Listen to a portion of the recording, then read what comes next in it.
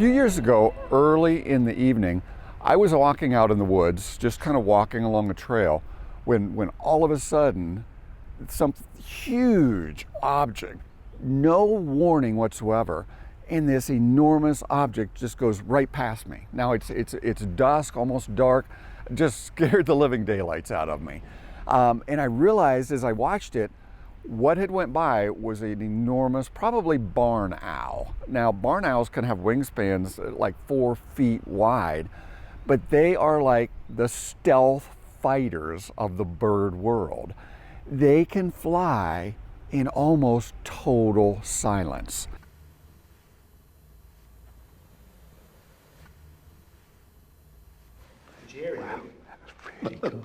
No, nothing at all. Absolutely quiet. Now, normally anything moving through moving air or moving through air causes the air to move and causes sound, which brings up kind of an interesting problem.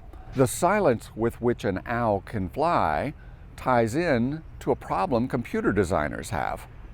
Well, what's an owl have to do with computers? I'm going to take you back to the beginning of computer development. Back in the 90s, we first came out with personal computers. The first one was called a Commodore 64. Now, it wasn't as powerful as your calculator or your cell phone, but early on, these processors, and they still do, they generate a lot of heat, and they have a little internal fan that is needed to cool them. But these fans were loud, they were moving air. I mean, you turn on your computer, it would sound like, and it's kind of annoying. You're trying to do a computer and play your games on the computer and you get this loud sound. So computer manufacturers started to look for, how can we move air without making so much sound? And somebody thought, well, there's a bird that can move through air and make almost no sound. How does he do that?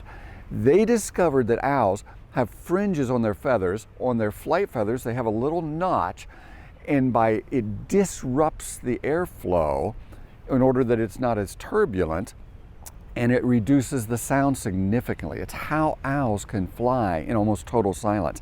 It's what allows them, when they see a mouse or something on the ground, they will swoop down and grab their prey that doesn't even know it's coming. Once again, it is by observing exactly what God has made and how He has made it that has led to inventions that have greatly benefited mankind in so many ways, even making our computers quieter and more pleasant to be around and to operate.